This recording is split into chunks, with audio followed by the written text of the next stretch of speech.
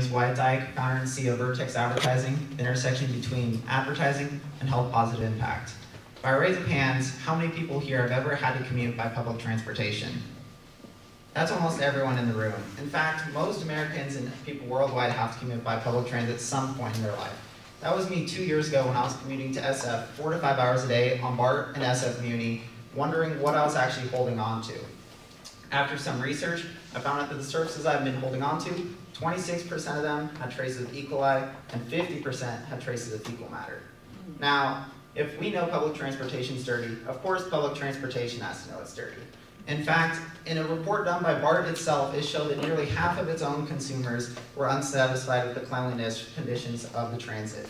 Now, that's because public facilities are difficult to keep sanitary. It takes time and money of a maintenance team, stuff transit agencies don't have.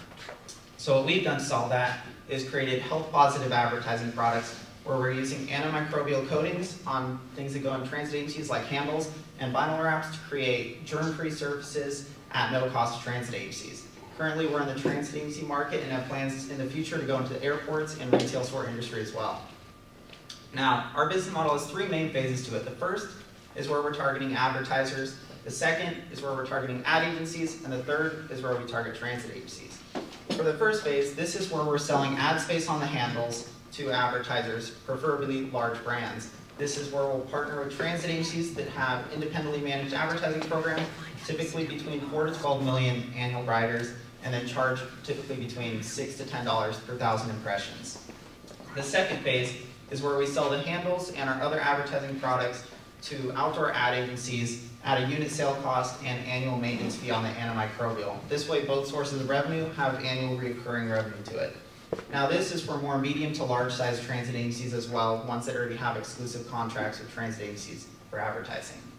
The third phase is where we take the transit agencies we partnered with in phase one and convert them to exclusive contracts. This solidifies our market share and competitive advantage and also gives way for acquisition. Most advertising companies get acquired for their real estate, whether it be billboards or exclusive contracts at typically 5 to 10x prior year revenue, which is our goal once we reach around 4 million in revenue for companies like Lamar Advertising, which I'll talk about in a bit.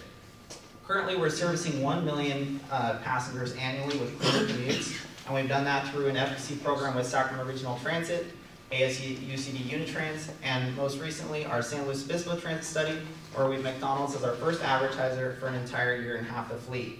We also have some upcoming programs with 2 transit agencies down in LA, where we'll service 12 million annual riders, independently managed and ad space ourselves, and also are in negotiations with Lamar Advertising Company, the 3rd largest outdoor ad agency, for a 3-city pilot program in Fresno, Bakersfield, and Clovis. Now, we have these clients so far because of the value we bring to our advertisers, ad agencies, and transit agencies. Most notably, we bring health-positive branding, hands-on interaction, and longer impression retention to our advertisers, which in turn brings more clients and locations to our ad agency partners. Now, if you look at most of the competition, one thing all outdoor ad agencies do is revenue share. Actually, one thing we found in our talks with transit agencies so far is we managed to capture 20% more revenue share because of additional health-positive products we bring into their system. Another benefit we have is that our products are hands-on interaction, longer impression retention from them holding on at an eye-level display, and also, most importantly, the antimicrobial benefit. Now, the technology, we exclusively license it from our partner company, currently for 12,500 units, and our negotiations for 10 years. It works where it's sprayed onto the handle itself, the microbe comes in contact with the surface, gets punctured, and effectively neutralized. This maintains on the surface for 1 to 2 years typically. Now, our team is myself and my partner Kevin, who has experience in sales pipeline management, client outreach, and marketing design, where I've experience in product management, IP legal, and manufacturing. Now, we also have a wonderful board of advisors with experience in everywhere we need for this business to succeed, including advertising and fundraising development, antimicrobial technology and biological development, and also legal and general business advice. Currently, by the end of 2019, we're aiming to hit at a minimum 30 million annual interactions with our product, and by the end of 2023, 500 million annual interactions through digitization of the product, entrance in the airport and retail store industry, scaling countrywide, and adding more interactive features onto our advertising products. If you're ready to bring a clean twist to advertising, come talk to us. Thank you.